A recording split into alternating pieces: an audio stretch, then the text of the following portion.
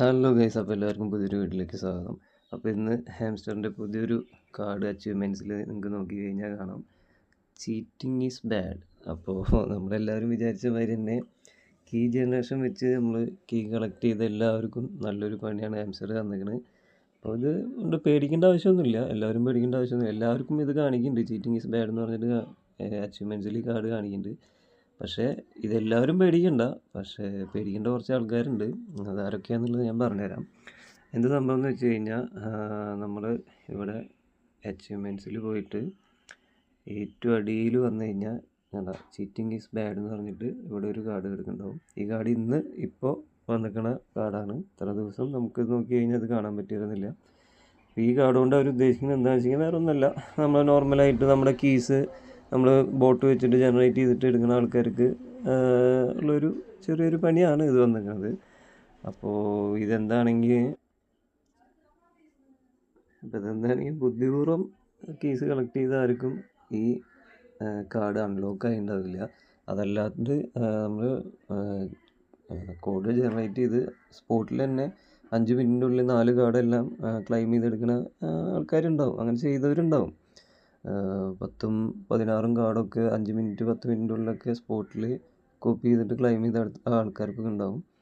അങ്ങനെ ക്ലെയിം ചെയ്തെടുത്ത് കീസ് കൂട്ടിയ എല്ലാവർക്കും ഈ ചീറ്റിംഗ് ഈസ് ബാഡ് എന്ന് പറഞ്ഞിട്ട് ഈ കിടക്കണ കാർഡ് അൺലോക്കായി ഉണ്ടാവും.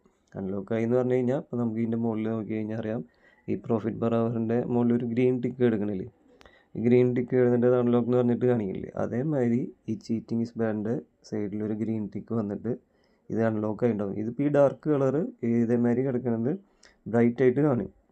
വേണ്ട, ഇവിടെ മുകളിൽ ഇപ്പോൾ ഈ അൺലോക്കായ കാർഡുകൾ ബ്രൈറ്റ് ആയിട്ട് കാണില്ലേ, അതേ രീതിയിൽ ചീറ്റിംഗ് ഈസ് ബാഡ് എന്ന് പറയുന്നത് കാണിക്കും. അപ്പോൾ നമ്മുടെ അക്കൗണ്ടിനിപ്പോൾ തൽക്കാലം അത് അൺലോക്ക് ആയിട്ടില്ല. പക്ഷെ നമ്മൾ 236 കീസിൻ്റെ വരെ എടുത്തിട്ടുണ്ട്. പക്ഷെ അത് നമ്മൾ കുറച്ച് ബുദ്ധിപൂർവ്വം എടുത്ത കാരണം നമുക്കെന്തോ ഭാഗ്യത്തിന് അത് വന്നിട്ടില്ല, ഇതുവരെയ്ക്ക് വന്നിട്ടില്ല. അപ്പോൾ ആർക്കെങ്കിലും ഈ ചീറ്റിംഗ് ഈസ് ബാഡ് എന്ന് പറയുന്ന കാർഡ് അൺലോക്കായിട്ട് കിടക്കുന്നുണ്ടെങ്കിൽ അവരൊന്ന് അടിയിൽ കമൻറ്റ് ചെയ്യണം. ഇതാണ് അവർ ഉദ്ദേശിക്കുന്നത്. We have detected some suspicious activities on your account, please keep it fair. അവരൊരു വാർണിംഗ് മാതിരിയാണ് അത് തന്നിരിക്കുന്നത്, കീപ്പ് ഇറ്റ് ഫെയർ. അപ്പോൾ അത് അൺലോക്ക് ആയവർക്ക് ചിലപ്പോൾ അത് എയർ ഡ്രോപ്പിൻ്റെ സമയത്ത് പണി കിട്ടാൻ സാധ്യതയുണ്ട്. അക്കൗണ്ട് ബാനായിട്ടൊന്നുമില്ല ആരുടെയും, പക്ഷേ എയർ ഡ്രോപ്പിൻ്റെ സമയത്ത് ഇവിടെ പോയിൻ്റ് കുറയാൻ ഉള്ളൊരു സാധ്യത കാണുന്നുണ്ട്. അപ്പോൾ ഇനി ആരും കീ ജനറേഷൻ വെച്ചിട്ട് എടുക്കുകയാണെങ്കിലും സ്പോട്ടിൽ 10ഉം 20ഉം കീയൊക്കെ 5 മിനിറ്റിൻ്റെ ഉള്ളിലൊന്നും ക്ലെയിം ചെയ്തെടുക്കാണ്ടിരിക്കുക. ശ്രദ്ധിച്ച് സൂക്ഷിച്ച് ചെയ്യുക. എന്താണെന്ന് വെച്ച് കഴിഞ്ഞാൽ ഇനി വെറും 18 ദിവസമാണുള്ളൂ. അപ്പോൾ 2-3 മാസത്തെ അധ്വാനം വെറുതെ കൊണ്ടുപോയി കളയണ്ട എന്ന് വിചാരിച്ച് പറഞ്ഞതാണ്. പിന്നെ പ്രോഫിറ്റ് പെർ അവർ എല്ലാവരും ഒന്ന് ശ്രദ്ധയിൽ വയ്ക്കുക, അതാണ് മെയിനായിട്ട് ഇവർ പറയുന്നത്. PPH ആണ് എയർ ഡ്രോപ്പ് അലോക്കേഷൻ്റെ ഇത്.